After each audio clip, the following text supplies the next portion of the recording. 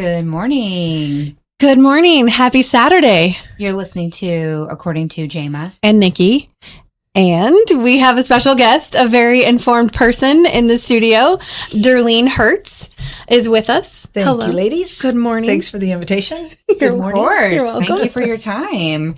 So, Nikki, you want to tell us why Darlene is so amazing? Yes, I will be happy to tell you why Darlene is so amazing. So, to give you a little background, because we do like to talk about how we are degrees from each other, right? And how sometimes, you know, there's these divine appointments or these moments where you meet someone who really changes your world, your life, opens trajectory. And Darlene is one of those people for me in my life. We met at the Growth Association's Leadership conference, and you were with me. And we were there with Junior League. And I was there because I wanted to be better at sales. Like, I knew I hadn't hit that moment. Like, I was just like here, and I'm like, I'm going to bring it through the ceiling. There's just this next level, right? And so I wanted to kind of just see what it's all about, network, maybe look for a different job, whatever was out there. And Darlene got up and spoke, and she gave her presentation, and my mind was like, I want that. I want that. I want what she's talking about. The freedom to kind of go to the next spot. This, it's like you were in this place where I wanted to go next. Does that make sense? Yeah. And, man, it was so funny because I wasn't looking for it. Like, I wasn't. And I walked up to you and I got your information and signed up for a boot camp and was all in from the very beginning. Later on, got into neuro-linguistic programming and timeline therapy.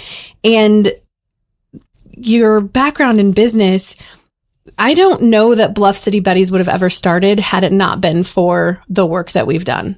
Because it was then when I was going through all that I told Jayma, we got to do it now. Like, there's no other time.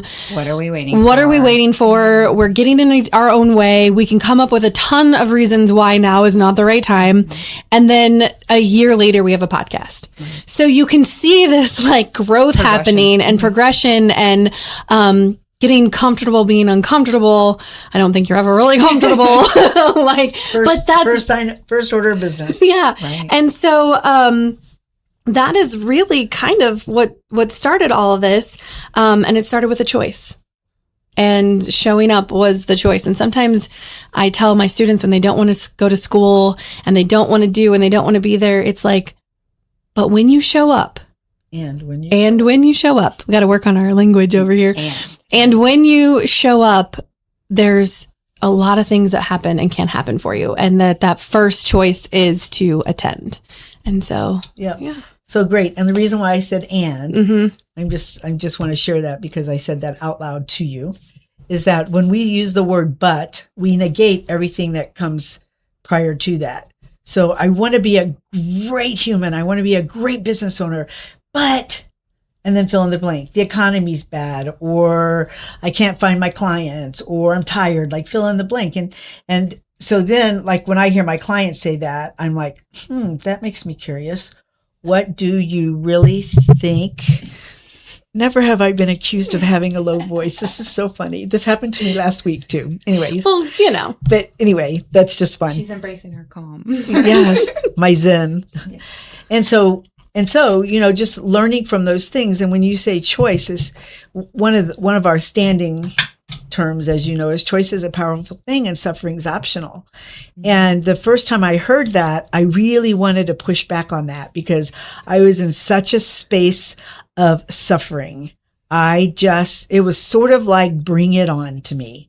Like that became my comfort place, right? As long as I'm suffering, then I know I'm okay.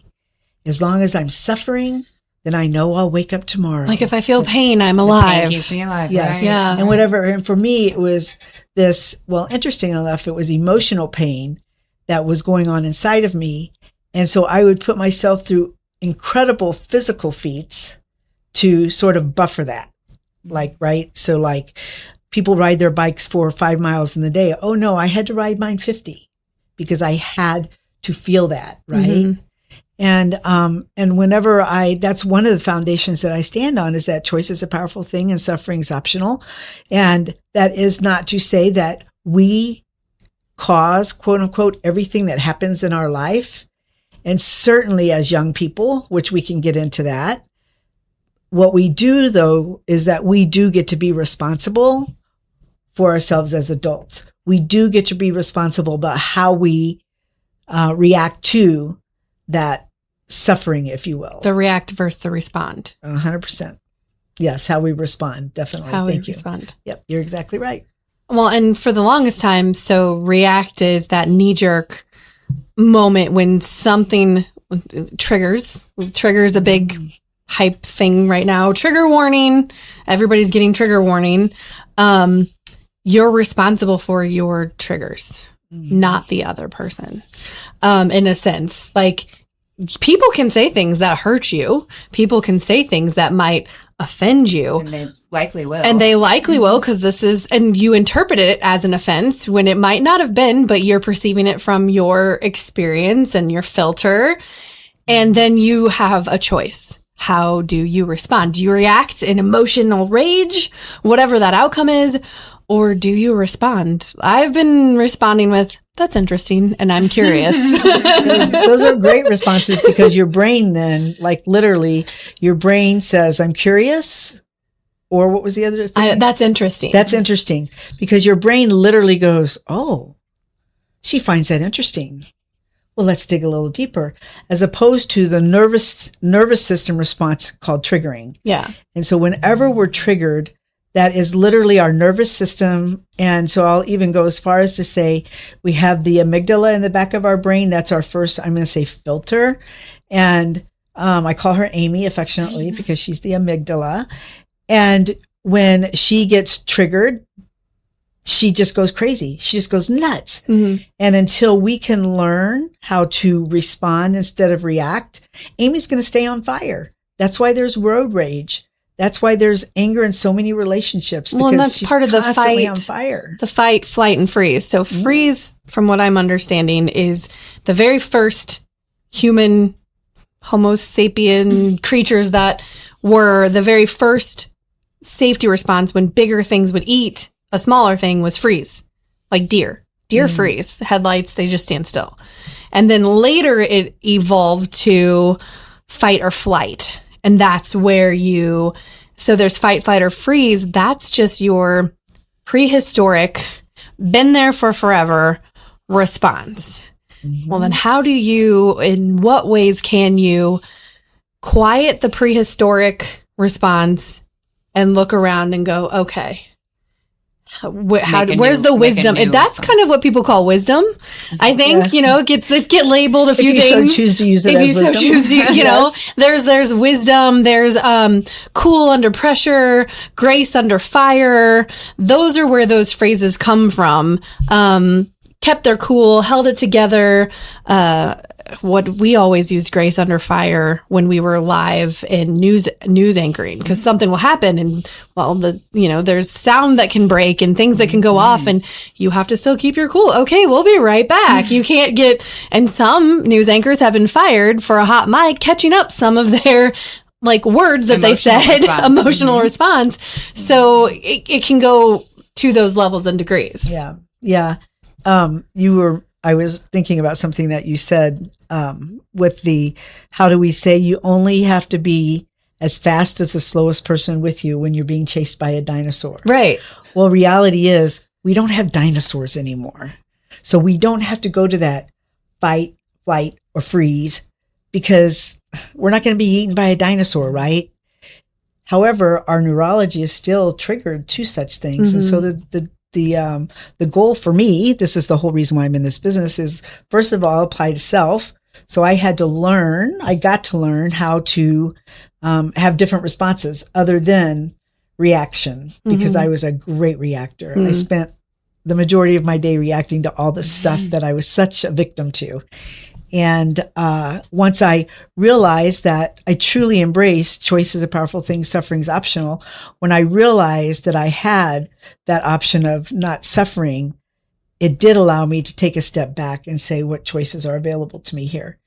And that's not like because I just did it. It's because I dug in and I did the emotional work that is required to do that. And then that showed up from me going from a person who had a job to an entrepreneur to a business owner. I had a franchise for a number of years and still constantly always being aware of there are choices that we make. And I'm going to tell you, I have messed up many, many, many times in business.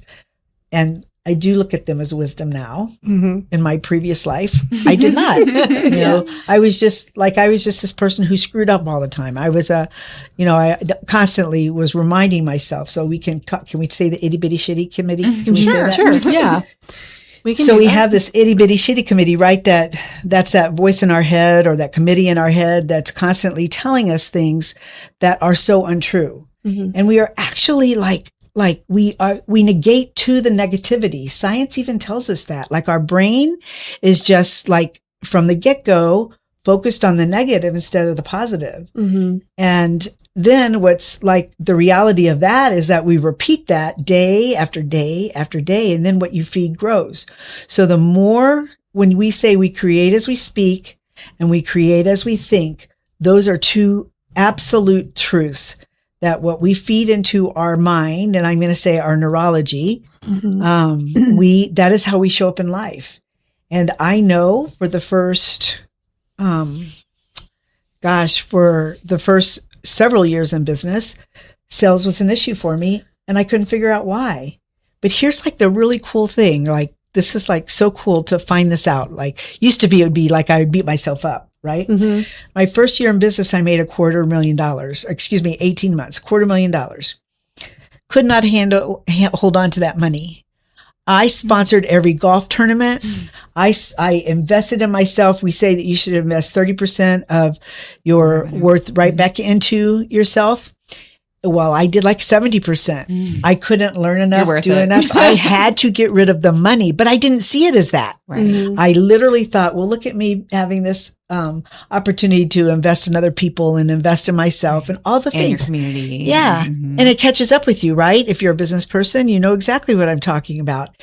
And one day it struck me like, what in the world is going on here?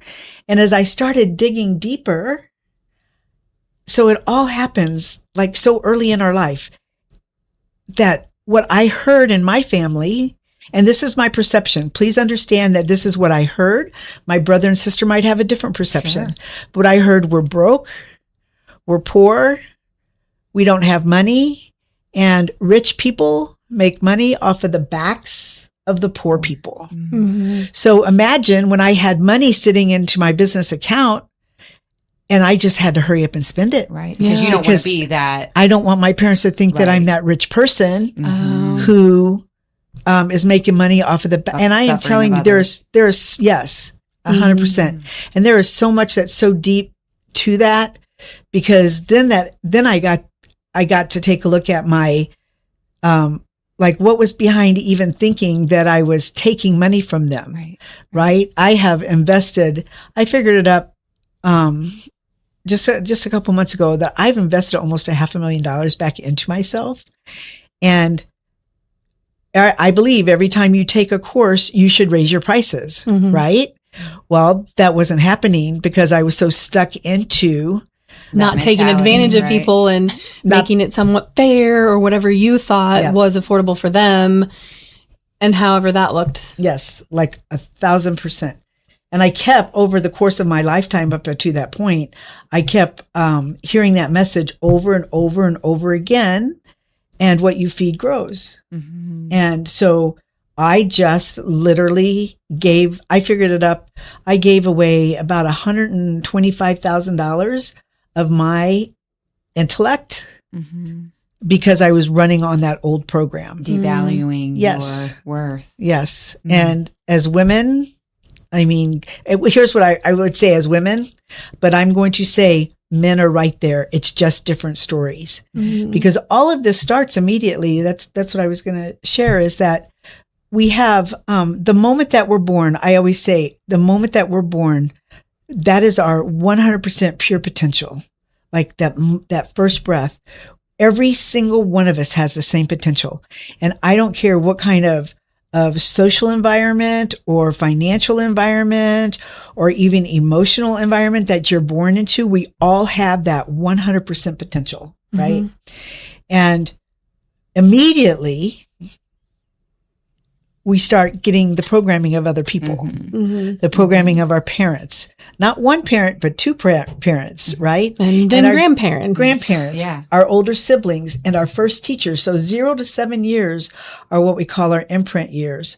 So it's sort of like, and again, I am not in any way, shape, or form in any way taking away from our parents doing the very best they can with the tools they had, right? That's like one of the greatest gifts that we can give ourselves and others, is to embrace that. And what happens is that that's all we know then, right? So like when all I know is to have money means that I have to take advantage of somebody, that is a program that runs really, really deep.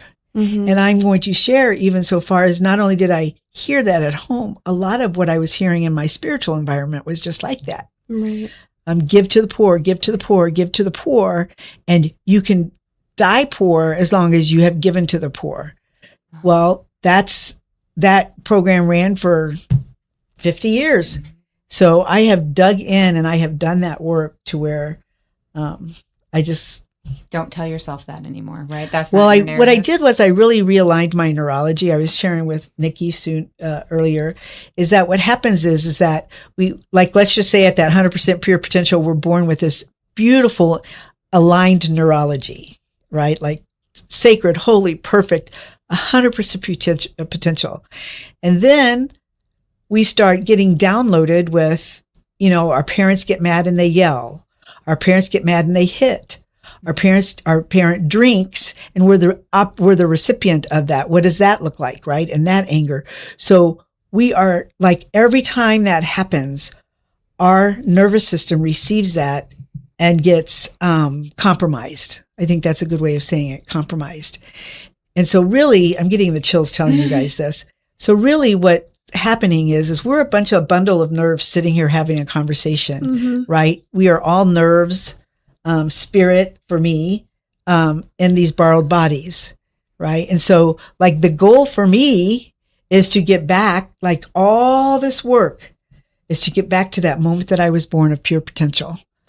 And that it's almost like you're not program. Well, and it's interesting. That's so right. It's a deprogram, reprogram. And when you talk about a child, I could be wrong, but I do believe that the one thing that children jump at is just loud noises.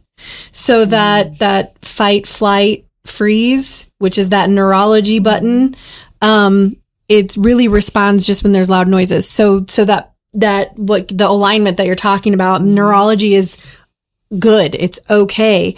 And then these things come in and you're like, oh, that, let's take it to my business is suffering and I'm not going to pay my bills. Now I'm in fight, flight, or freeze, and I cannot see the choices because Amy's on fire. Completely on fire. Sell off, sell my investments. What do I do? Do I close? Do I cut my hours? Then that ruins the business more. I mean, a lot of business owners have been faced with those choices. I mean, I even know downtown, some business owners start closing their doors at 9:00 and then people show up and they're like, oh, they're closed. And then now your staff doesn't, or your patrons don't know when to show up. And so then they stop showing up and they go to the place that they know is open. So now you're in this cycle, right? This, what do we call it? State.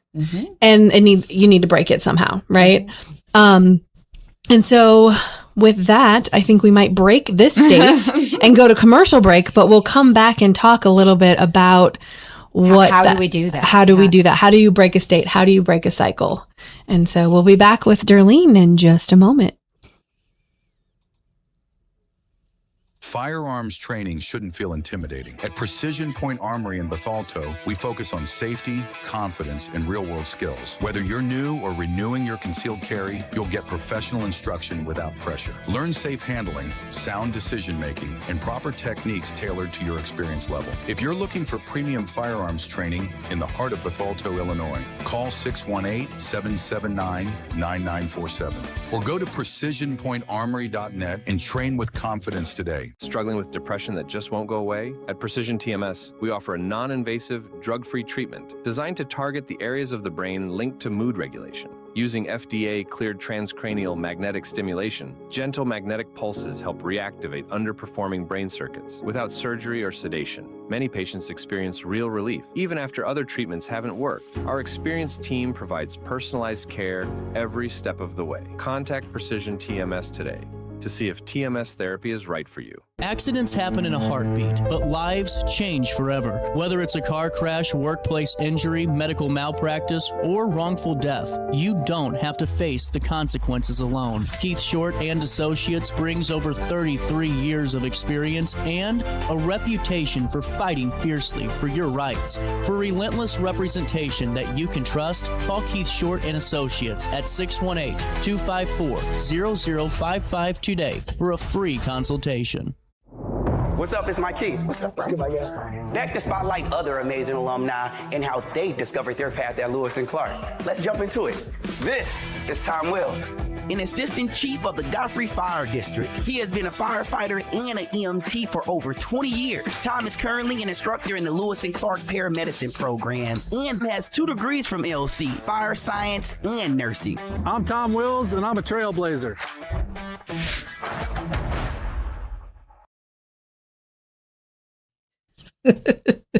And we're back. You were listening to According to Jayma and Nikki, and we are in the RiverBender studio downtown Alton with our good friend Darlene. And Darlene was just telling us about the conscious mind, neurology.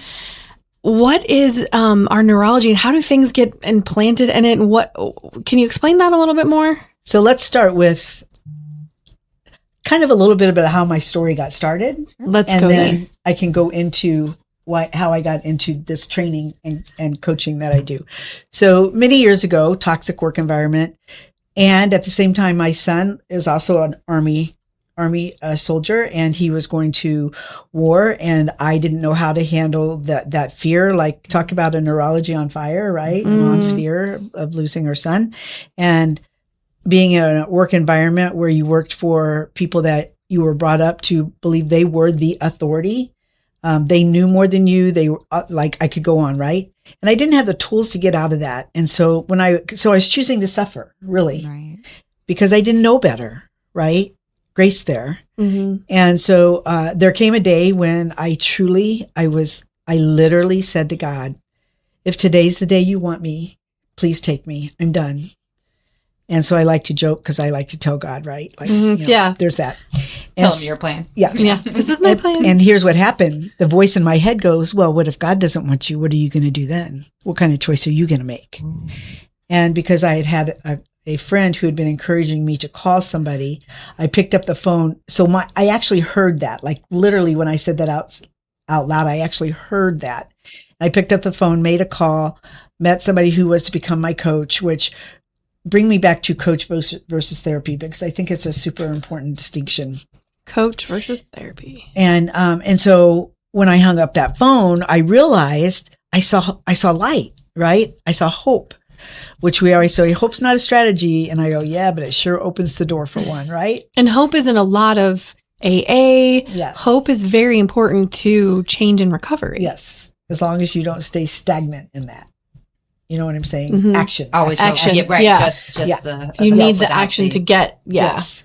So I had said to her, like, geez, what happened? Like 2 months ago, I wanted to die. And now I'm negotiating with God. Cause I still like to tell him, right. I'm negotiating for an extra 50 years. Mm-hmm. Like my list is now grown. Mm-hmm. And so she said, well, I have this discipline that I teach from called NLP, neuro-linguistic programming. And I said, well, tell me about that, because that sounds really sophisticated, right? And really, it's the science and study of human excellence. Well, I was on this path to improve myself, right? So neuro is our neurology, how we receive that in our neurology through our senses, right? And then linguistics are our words, how we use them to speak to ourselves and to others. So communication, and I would even say nonverbal communication. And our programming, that gift that we receive as children, 0 to 7 years old, we call those our imprint years. And some of those gifts that we gifted ourselves too. We've created our own programming, right? And so I got really intrigued by that, would take a vacation, travel out to California, come back to the training, and like seriously, ladies, when my boss said to me, "Where were you and what were you doing?" And I told him that I was out there for an NLP training course. He was so shocked that I took that class. And he goes, "You know NLP and in transparency." I didn't know what I didn't know right then, but he cued me in that I knew something. And because people I've heard, I don't know if you've ever heard, that people will say NLP is a manipulation tool. And pseudoscience and some of these things. Yeah. Yes.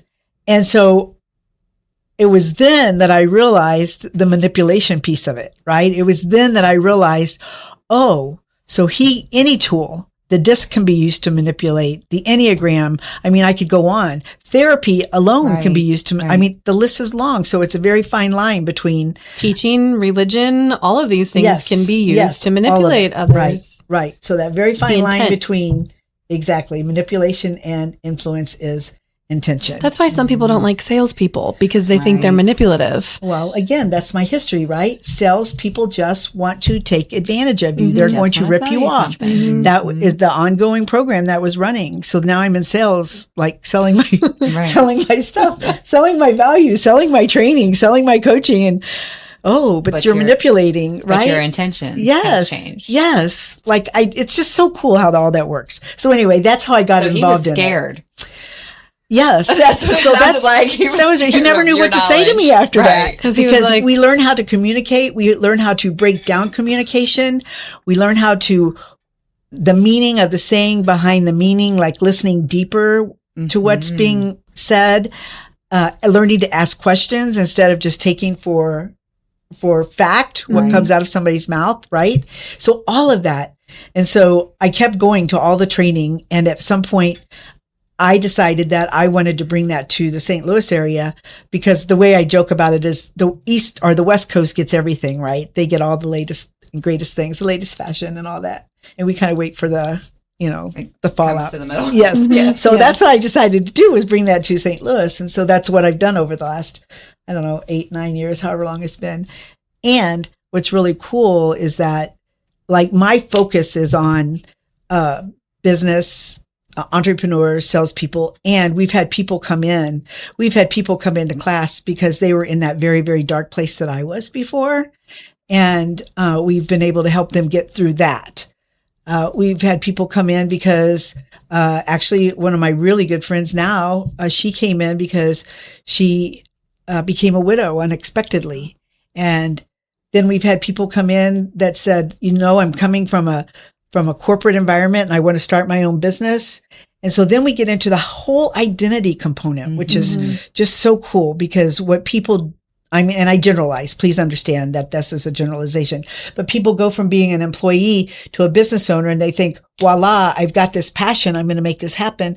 That's a whole different identity from being somebody who takes direction from a boss to becoming your own boss, best boss, worst boss ever, right? I know sometimes we talk about it and we're like, oh, it's so much easier to work for someone else. Like in some ways, so you get to the point where you're like, I don't want to be taking this direction. And then the pressure's off because it's their responsibility. Like I have no skin in the game. I can just go find another, But when it's your business, your skin is in the game, or whatever you want to use to say it all falls on you. Yep.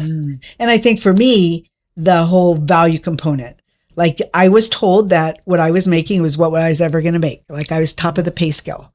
And it was we've heard those words before. Like 1,000%, right? Yeah. And now do more work, but we're not going to give you any more compensation for Yes. that work. Yes. Or, bring us ideas, but. And thank you. Yeah. Thank you for allowing me to have that. Yeah. Exactly. And the exactly. other challenge too is like right from the get-go, when you get out of, or I started working at 14, you couldn't negotiate your salary, or at least you didn't know you could. So you're got a work permit, you're making minimum wage. $5 an hour, maybe? Yeah, Yeah. And I've heard this over and over again. Well, at least you have a job. That is a big one that I've heard employers use. I've heard coworkers, Parents. parents, Yeah. Be which it grateful is for what you've great. got. And so then it's like, okay, well, you're right. I have a job. Like that is a great thing. And it is a great thing. But then It feels like a limiting factor. it does Yes. kind of become a limiting belief. Yeah. That lie and belief that it's like, okay, well, this is all is there the is. job. This is all it is. And you learn, unless you're taught by people who negotiate, this is There's always I mean, more. how many times do you watch videos how to negotiate your salary? Yeah. And all of that comes down to we are taught to allow other people to tell us our value. Like we are taught that. And if we don't get the whole that grading system in school. yes. I Like, mean- oh my gosh. So I am a former teacher. Don't even get me started. 'Cause that's a No, whole I other was going thing. to say also a teacher. That's a whole other podcast, right? But it does put you in a way of saying, here's the top of the class, here's the bottom of the class, here's the middle. Where am I? I'm not here. So, So let's break that open just a little bit. Yeah. Because that brings me to comparison. comparison, the thief So- of joy. The thief of joy. I had never heard that. And Oh, hooray. yes. But here's the thing about comparison is that like this is the thing is that I truly believe that we sitting here are all part of the whole. We are just part of the whole. And when we compare ourselves to someone else, when I compare myself to you, Nikki, I have taken myself out of that whole and set myself apart. Now I'm a part of a whole, and there can be no continuity. There can be no, for me, unifying love when we start comparing. And yet the moment we're born, we're compared. It's called the APGAR, right? Yeah. Like they compare us against how do all the other kids 90% tile. breathe. Oh, You your- remember? your- Immediately. Your heights and weights and You're just like everybody else. Well, you know what is interesting too about that is I didn't realize until I had my own child that you have your own chart. So now you're really only comparing yourself against yourself, but then there's still But the but chart there's is still- yes, created but it's still like by the the percentiles of other people's averages. charts. Exactly. Yeah. Exactly. And so isn't the better question to say when you get up in the morning, what can happen today that makes me just a smidgen better than yesterday? Right. It doesn't have to be this earth-shattering download, aha, the lights go off, all that. We don't need that. you don't have to change the world, but what little movement can we make Yes. forward? Yes. So that whole thing Love about be the change you wish to see in the world, Mhm. I honestly believe that conversations like this is that. So instead of saying be the change that you wish to see in the world, why don't we just embrace that we are the change? Because first of all, probably somebody's neurology went, oh, you want me to own that? Are you kidding me? Reality I don't need is, to change. I'm perfect. great. reality is we are are the change great. because we're having these conversations. And when we can understand that, like we were talking about this earlier too, the lie in our belief system, right? Like one of my keynotes is about the lie in our belief system. And so the word lie is right there in the middle of belief. And Have so, you ever recognized that? yeah. And so does that kind of go into the limiting belief, the unconscious mind cannot go after something that you want? For instance, if you have this limiting belief, but you want, how does that play with the unconscious mind? And it's always listening. Some of these things that I've heard in training, I was paying attention. Yeah, you're an awesome student. So we call it two minds, right? Our conscious mind and our unconscious mind. Now it's way more to that than that. Yes. However, we're going to surface it. Freud uses or Carl Jung and Freud both use the idea of an iceberg. So an iceberg is 10% out of the ocean and the other 90% of it is underneath there, right? Where our conscious mind is at 10% and our unconscious mind is at 90%. And we believe, our conscious mind believes that it is arrogant, enough to say, I'm running the show here. So when we say, Right. I'm going to make $1 million this year, Yes. consciously, like that's my goal, right? And the unconscious mind, which by the way is where your emotions, all that programming, Breathing. your feeling, all the unconscious stuff, like Right. your heart is beating. I'm telling you that keeps you alive. yes, everything that keeps you alive. In addition to that, all of our habits, all of our patterns, all of our emotions, we just have over the years, just put them in and put them in. And so now we're going to say, I want to be $1 million business owner. And you came from a $52,000 job. And this sounds good. Like that sounds cool. Yeah. But guess what's calling BS? That 90%. Want to bet? Want to bet you don't even believe you can make $100,000 because you've had it proven to you. Remember that time you went in and asked for that raise? Remember how your parents told you whatever? Remember what money was like? Remember your parents got divorced over money?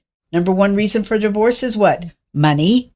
So guess what happens if you make money? Oh, my relationships are going to go to hell. Right. Like all of those things play. Sacrifice. You just think of all the things you'll miss while you're hustling. I sometimes struggle with that. Right. You know, find that to find the balance. quote unquote balance that Right. everyone's talking about. No like balance. No balance. no There is no such balance. thing. No, what we get to do is harmonize that, Harmonize. right? Like like that. during my, No. yep, you go girl. Harmony. So let's just look at that. Like the seesaw. Did you guys ever stand on a seesaw? Yeah. Right? Did you just like personally right in the middle and did that? And you had like a half a second where you could balance it and then it's flip-flopped again, right? Yeah. So we really can't balance anything. What we can do is harmonize it. When we are in a CPA is the easiest person to use. When they are in a season of doing taxes, there is no balance to their life. No. And their family gets to know that, hey, mom's not going to be home.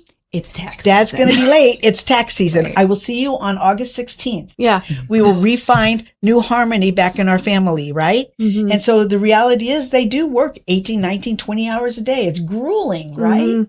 And so if we were going to say, I'm trying to balance my life January through April 15th, your brain is just going to call BS on that. There is no balancing. But what if we could say, well, let's try to harmonize this. What could harmony look like? I know harmony could look like my spouse takes over the cooking January to April. And what the greatest harmonizing could be is that on August 20th to August 27th, we're going out of town, only families, no social media, no phones, nothing. We are going to re-engage with our family during that week. And that bond that's built in that 7 days then goes on to carry us through, well, for CPA, and then we have that October 15th deadline, right? Oh, and as we learned as business owners, March 15th is Yes, when that's business a whole due. other And thing. if you're a nonprofit, it can be any month of the year, depending Yeah. on when you were established. So Okay. really, they do stay busy. Right. But, But I when they are completely telling understand, their but brain to it's- balance, yes, it's just they not can't going to if they know happen. it's not And they're possible, also right? comparing. Right? You're looking at other people who don't have this Well, type and of- not only that, the unrealistic expectation Yes. of I should be able to have my cake and eat it too at the same time. And sometimes you get to. Yeah. Sometimes you get those moments that are just amazing. That cake goes very well with that icing. Yeah. Right? Yeah. You get the cherry on top. Yeah. Yeah. And hooray. Like, let's celebrate And that. other times you're making the cake and you can't eat it while you're making it. Otherwise, you've eaten all the dough and now there's no cake. Yeah. Or batter. I think it's called batter. It is. Yeah. So all of that plays into how we show up in life, health, business, relationships, physical health, all the things, right? Spiritually. You know, here's another thing. People say to me, I don't need NLP because I have God. So can I just break that up just a little bit? Just a little Sure. bit. Go right ahead. Because I am a God girl, period, paragraph. I'm wearing God on my shirt right There now. you go. I love it. Words of Psalm. Yes. And so here's the thing, like how many times do we hear God says, just trust me, just trust me. Let's just trust me. And so here we are back at the conscious mind. God says, trust me.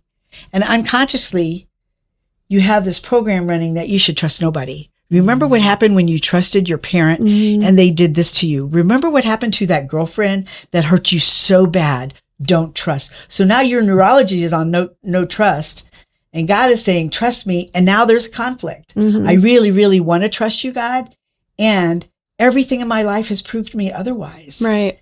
And so again, we get to take that deep dive. What lessons are there for us to learn about trust? What do we get to embrace ourselves? Because it has to be about us. It can never be about the other person. It has to be. And even in, I think there's a lot of neuro-linguistic programming language in the Bible. Paul writes in James, do not be conformed by the ways of this world, but be transformed by the renewing of your mind.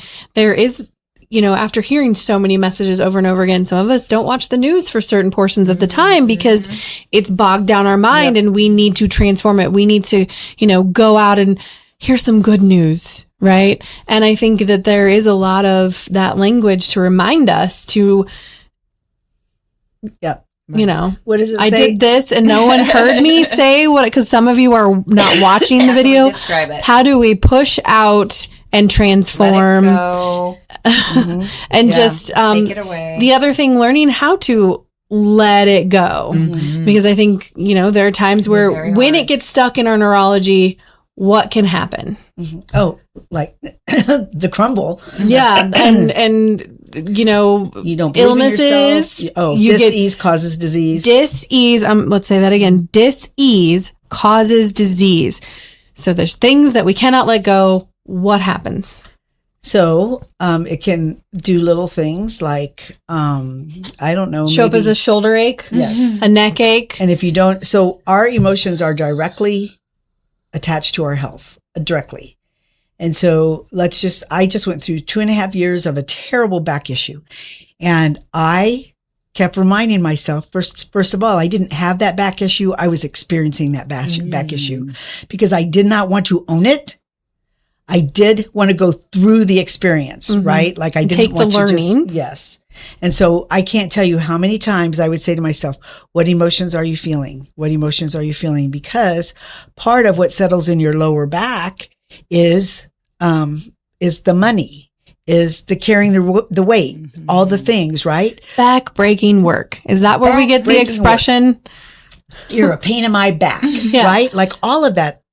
Our brain is always eavesdropping. Our mind is always paying attention to what we're saying. And by the way, it can't tell the difference between reality and fantasy, or they can't tell the difference if you're talking about somebody else or them, right? And verbal or nonverbal, right? Like if you're saying it in your mind. Because we always were told 100%. Sticks and stones break our bones, but words never hurt me. Interesting enough, if you've ever been in a relationship and someone tell you they don't love you and then the relationship is over, those words are painful. Absolutely. I can still sometimes feel when those words were said to me and what that felt like. And my neurology did not know the difference between, and I'm not going to say what it felt like because we've talked about that. Like if it felt like a stab in the back or a stab in the heart, what is going on? You're kind of like, you've broken my heart. You've broken my heart. You might want to be careful because now you may put yourself at risk of heart problems because that's where it goes, right? Your heart and your mind is like, oh, it's broken now. You're speaking that into. It's not even speaking it into existence. It's speaking it into your neurology. And your mind then goes, oh, I will prove you right. Our heart is broken, or my heart is broken. I will prove to you how much the heart is broken, or things like that. And so it sets you up for moments that put you in, it's so weird because your brain is trying to prove you right. That is how I'm getting on a tangent. I'm sorry. Have you ever heard someone just all of a sudden have super strength in a moment of emergency or an athlete can do an amazing feat? It's because they knew they could. It's like, if you've ever watched athletes before they talk, done this before, ran this before, you know what this looks like. They're envisioning it. They see it. They know their timing. They've got it down and they're talking themselves through it because they know they can do it. And they're letting their neurology know that they can do it. And they're letting their unconscious mind like, I got this. You know what this looks like. You know what this feels like. You know what it's like on the other side. And that is something to that. And it goes the negative way. I'm weak. I can't do anything. I'm stupid. I have problems. No one loves me. I'm unlovable. You will start believing it. And then it goes into places and shows up in your body in a backache or shoulder ache or, what is the thyroid problem? Like, like autoimmune, don't know why, doctors can't figure it out. Might be for sure. emotions. Let's just fatigue. Yes. Big one. Oh yeah. Fatigue. I had chronic fatigue for So a very let's long just time. go back to my little back issue. So what happened was I was at the gym and my ego said, put 10 more pounds on. I was doing a back squat. And my trainer said, no, I think that's enough. And I go, put it on. I can handle it. And so when I came up, I just messed my back up. And so for a long time, that's what I said. Reality is I was unconsciously blowing up my business in that moment because I was still struggling with that whole value money thing. And so unconsciously, that set me back a long time because it was so painful. I couldn't hardly breathe. So there you go. It was so painful. It couldn't hardly breathe. Telling myself that I was struggling massively as I was experiencing that in my body because I kept buying into it. Right. So just, that's just such a tip of the iceberg in terms of how we can create. What does the Bible say? Knock and it shall be given. Yeah. Knock. And I think that is knock and it shall. So how many people do you know that go, well, I knew that was going to happen. I knew it was going to happen. Oh, yeah. I knew it was. Well, of course you've been speaking it into existence and into your time. Yeah, right. So reality is we have when to change is the way shoe we going to think. drop? Right. We've You're said that waiting over and over. And for- you're waiting because your unconscious mind is comfortable in the shoe dropping moment because that's what you know. Right. And sometimes you can get so familiar with it, and that's why we sometimes repeat behavior, or maybe we always pick the relationship that's going to fail, and we don't know. We are. Haven't you ever heard unconsciously picking the wrong guy? There's something wrong with your picker. Yeah. Like Darlene said, living in the suffering. Living in the going back suffering. to- How many people do you know that have married the same person 3 and 4 times, only with a different face? It's literally because that part that is calling them to grow, they're not growing from it. And then one day you hear them finally say, oh my gosh, I finally found the person for me. And it's because, yes, hopefully they say, I see it so they can learn from it and grow from it. Right. But yes, absolutely. I feel like that is for me, because I wanted to come back to this. I think that therapists have their place in the world, right? I also believe that coaches do. We have many therapists and psychologists that take our training because we tap so deeply into the unconscious behavior. And once they learn that, then they want to become coaches because their role is to provide an environment to get somebody through the day that's in a really bad, tough place, right? Let's get you through the day. Let's give you tools to get up tomorrow, right? Well, my job as a coach is to give you tools to get where you want to go. Like we can get you through that day, like as far as handling the old, like the programming, the old programming and stuff like that. Yes. And my constant understanding for my clients is, so you want to be $1 million business owner, and where are you today? And what's that gap in between? And how does that happen? Like, where does that happen? That is a coaching area that just like totally sets me on fire. And so, everything working together is really extraordinary when you can have like the perfect, understanding in how we do that therapy versus coaching. It's not, many people say I've got to do one or the other. Why can't it be and? Well, I mean, you go to the doctor and then you also go to the gym and maybe have a trainer. It's similar to the same thing. You need the doctor, but you also need the trainer to get you to your goal weight or whatever you're doing for your health, and they're kind of both and. So why not have a team to support behind you? Speaking of that, I was going to we're say, take a very quick break for our supporters, and we will be back with Darlene Hertz. Absolutely.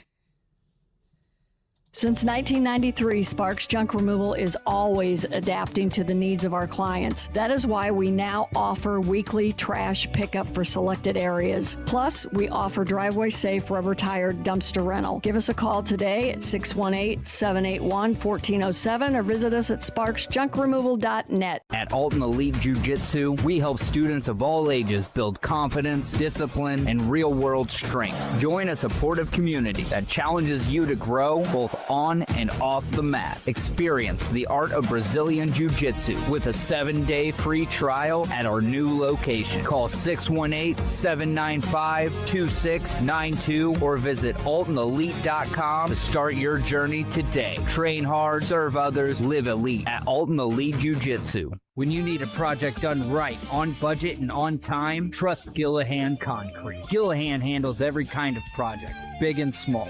Commercial, industrial, residential, from room additions and garages to patios, driveways, and more. Gillahan brings quality and experience to every job. Family owned with over 30 years of service to our community. Call today at 618-781-3914 or visit GillahanConcrete.com.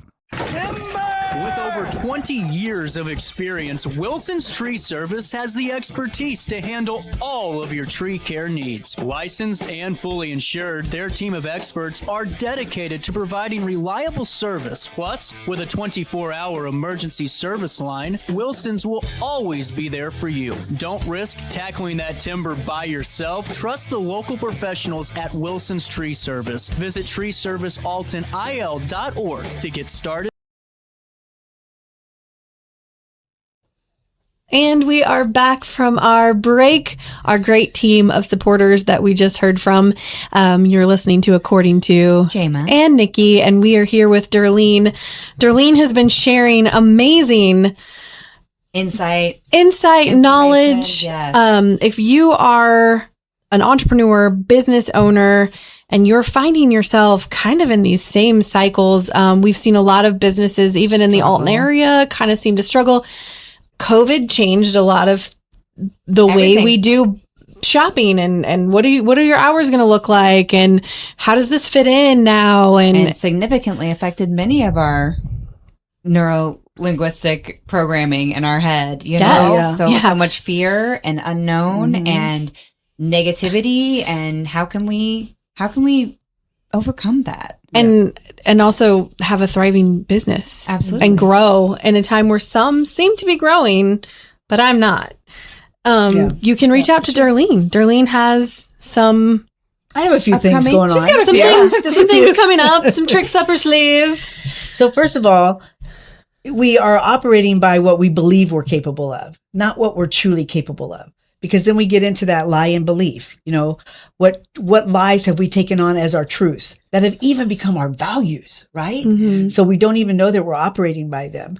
So who I like to work with is that person, that entrepreneur, sales professional, business owner who is looking to level up. They understand that they are capable of so much more, and yet they are having the same conversations, having the same experiences. I just want to say blah, blah, blah, right? And probably making excuses. Oh, because of COVID. Well, you know what? There were millionaires made during COVID, right? And if they can do it, why can't we? That got to be one of my big lessons, right?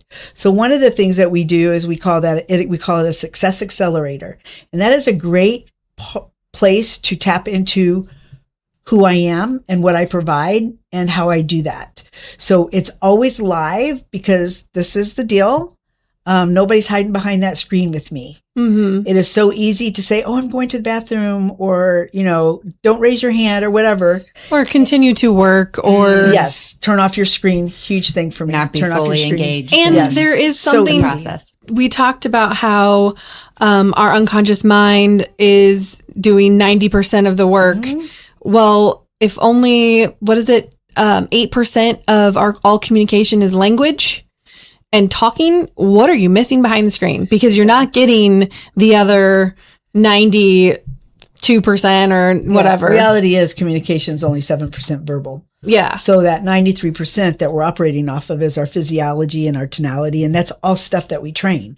Like I was watching you earlier when you said something and I thought, that's a good conversation for later to have with you. Did my eye go a different way? I was watching your sensory acuity. Oh yeah. And so those are things that we tap into. What is it going to look like for you to go to your next level. And I'm going to like tap into that lie in your belief system. I just do that, right? You do. And then we also do what we call an NLP practitioner level training. And we're doing that the first Thursday, Friday, Saturday, Sunday in December, 2 weeks in a row. Thursday, Friday, Saturday, Sunday, Thursday, Friday, Saturday, Sunday. I forget the dates.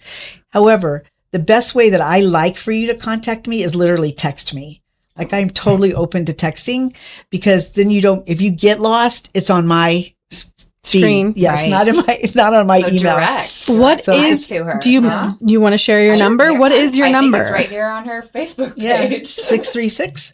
636-459-0877. Alrighty, for those of you who are not seeing the screen, we're going to repeat that number again because it is very important. 636-459-0877. 636-459-0877. And one more time because 3 gets the message across. 636-459-0877 to reach Darlene. If you are a Facebooker, you can also find her there. She is very active on LinkedIn, tons of amazing content on there. And she did just tell us that if you're on video, we are at her website, youempoweredservices.com, which is getting a Upgraded revamp. in the moment. Okay. Which it's a very extensive site. So I'm excited to see. And that's YOU spelled out. Mm-hmm. Not YOU. Good point. Empoweredservices.com. So you can find her in many different places if you want to learn more about her and her story and what she offers. But also you can give her a text. So you can reach her anytime. I know Nikki had a couple other items we wanted to touch on. Well, we do have a sponsor for you, a gift for our sponsor. The sponsor is Mary Kay, brought to you by me. Oh, thank so you. we got you an amazing little lip gloss set. So Lip you can set. try different glosses and I will probably colors. use it before I hit the door. I love that. Thank you. And then Yeah. you can always, if you have questions or more information, Just a conversation. reach out to Darlene. I can tell you Bluff City Buddies and this podcast is because of the conversations, that one first, let's do a boot camp, or, just that one first meeting, and really put me into that next level and getting out of my comfort zone and comfortable with vulnerability and going, let's do it. Like, taking those steps forward instead of keeping ourselves trapped in our previous programming. Knowing that, I think learning that I'm talented, that we're talented, that we're creative, that, have you ever had someone say, well, the book's already been written. What more is there to say? No one wants to hear my story. Why should I share anything? It's all out there. Yeah. The really cool thing about that is find your person. Like, it's just like finding your therapist, find your coach, find your trainer, whatever, because I can guarantee you some of the information that I share, you could pull offline. There's no doubt. But I can also 100% guarantee you that you've never heard it through my voice, my wisdom, my experience, and how my perception mostly. Right. And so the idea is to find your person that is going to level you up, because when I say that we are the change, I used to not own that. It's like, oh my gosh, how arrogant is that? Oh, that ego's off the charts. Reality is I am part of the change that the world's asked to be. And I surround myself with people like that, like 100%, right? Because I don't have, I have already been there, done that by having the mirror show up for me about how I am not showing up. The mirror. Yeah. The mirror. That reflection. Because when you see someone, it's that only a mirror reflection of how you see yourself. How you see yourself. You can't see something in someone that doesn't exist in you. So when somebody shows up, like, you have a different perception of me, then you have a different perception of me.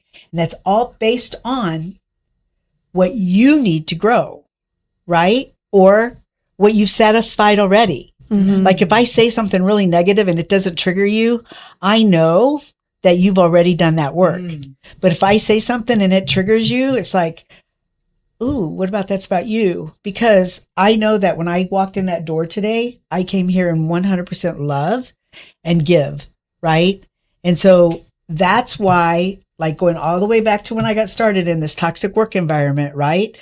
That's why I know that this is the truth, because not everybody saw that person as a toxic person. Not everybody had the same feelings about him that I did, right? So let me tell you, the first time my coach said, "Ooh, what about that's about you?" And I'm going to tell you, I said some words that I would not say now on the air. You've done the work. That's when I knew I had to really dig in, because if I can't see something in somebody that doesn't exist in me, and he was triggering the hell out of me, then that was about me. That wasn't about him. And the idea is change yourself, because you are never going to change somebody else.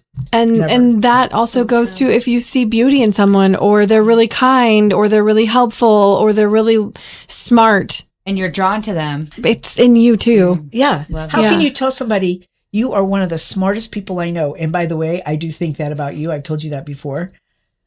There is no way that I could ever say that to you, Nikki, unless I knew and was aware of my own smartness, intelligence, whatever word I put to that, right? Right. And that is, thank you for bringing that up, because I think that's part of what we fail to see when we're watching those commercials and we're like, oh my gosh, she's so beautiful. Well, guess what?